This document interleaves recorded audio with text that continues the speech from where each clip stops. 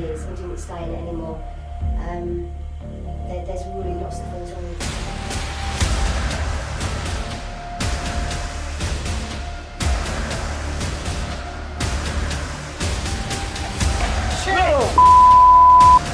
What the hell was that?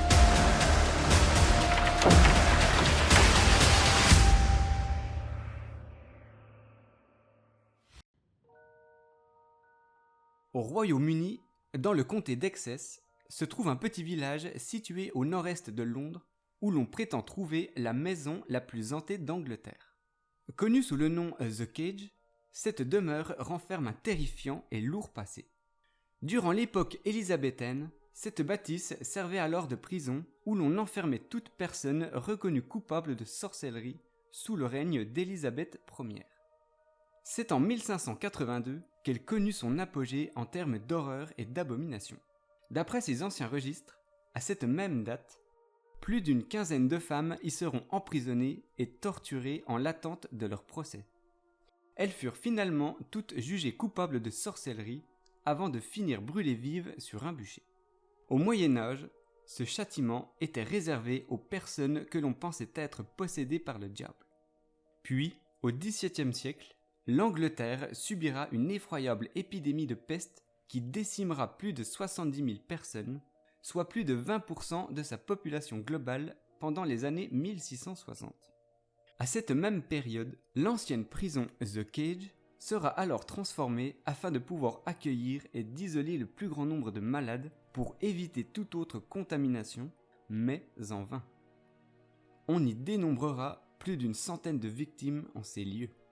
L'histoire aurait pu s'en arrêter là, mais malheureusement, et encore de nos jours, The Cage continue de faire parler d'elle. En 2004, une Anglaise du nom de Vanessa Mitchell tombe littéralement sous le charme de cette demeure qui, au début du XXe siècle, fut restaurée et aménagée en tant que maisonnette. Au moment de la vente, selon elle, son ancien propriétaire ne lui parlera jamais du terrible passé que connut ce lieu et en demandera la modique somme de 148 000 livres sterling. L'affaire fut rapidement conclue. Cependant, les années passèrent et la charmante propriété, du moins d'extérieur, devient de jour en jour un véritable cauchemar pour Vanessa. Quelques semaines après son aménagement, elle peut entendre de mystérieux bruits de pas provenir de l'étage sur le plancher, mais aussi dans les escaliers.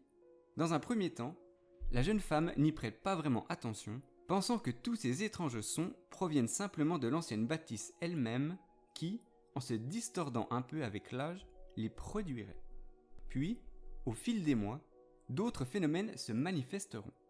Certaines portes de la maison s'ouvrent toutes seules, de jour comme de nuit.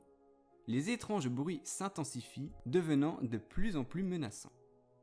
Un sentiment de mal-être s'empare peu à peu de Vanessa, comme si une présence l'observait sans cesse, et ce, dans toutes les pièces de la maison. La jeune femme commence alors sérieusement à s'interroger sur ce phénomène. Elle fera appel à différents médiums, prêtres et pasteurs de la région, mais aussi à de nombreux chasseurs de fantômes. Sans grande surprise, tous s'accordent à penser que cette maison est hantée. The Cage serait sous l'emprise d'une entité démoniaque, désirant chasser l'hôte de sa demeure. Selon les dires de Vanessa, l'un des incidents les plus choquants s'est produit lorsqu'elle se trouvait enceinte de son fils Jesse. Voici son témoignage. C'était absolument terrifiant. Je me souviens juste sentir la force, comme si quelque chose m'avait poussé et je suis tombé sur le côté. Quand j'ai touché le sol, je suis resté là, en état de choc.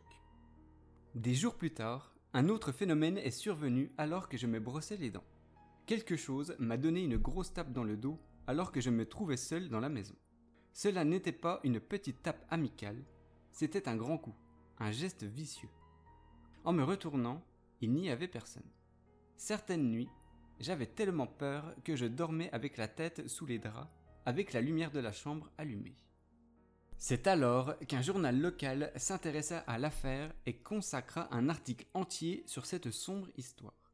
Puis, en 2012, après avoir vu apparaître devant elle une sombre silhouette de forme humaine près du lit de son fils, Vanessa Mitchell décida définitivement de quitter les lieux. Elle déménage quelques semaines après et met aussitôt sa maison en vente. Mais la terreur de ce lieu ne se stoppe pas pour autant. Entre-temps, Chris Alton, un ancien policier à la retraite devenu chasseur de fantômes, eut vent de cette étrange histoire et se rend immédiatement sur les lieux pour enquêter. Voici son témoignage.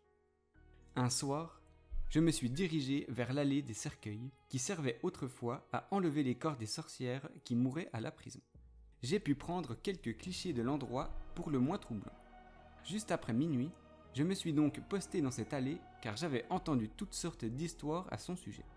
La ruelle était sombre et complètement vide. Elle était silencieuse, effrayante et immobile. Il n'y avait personne et aucune voiture ne circulait. Je venais de prendre quelques photos avec le flash, comme je l'avais également fait dans toute la maison auparavant.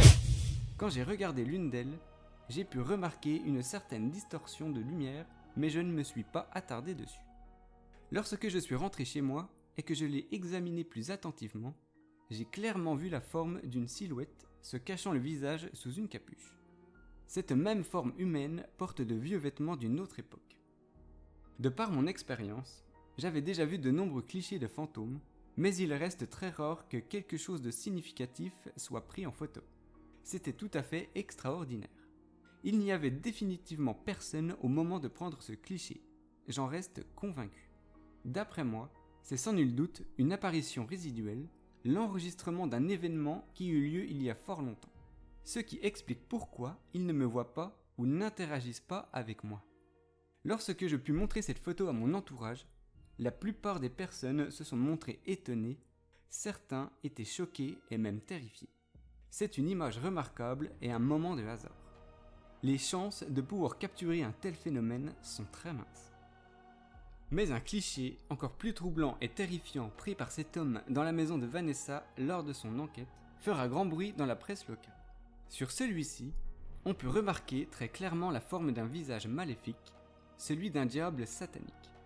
Après avoir vu ce sombre cliché, Vanessa Mitchell repensa immédiatement à l'apparition de l'étrange silhouette qu'elle avait vue. Pour elle, plus de doute possible.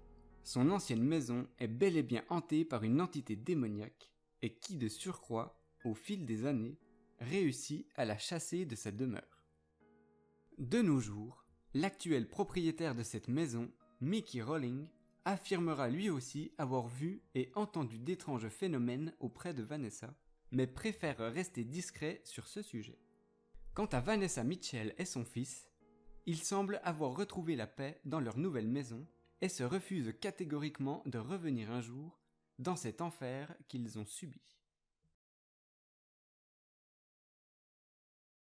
Même au plus haut des cieux, les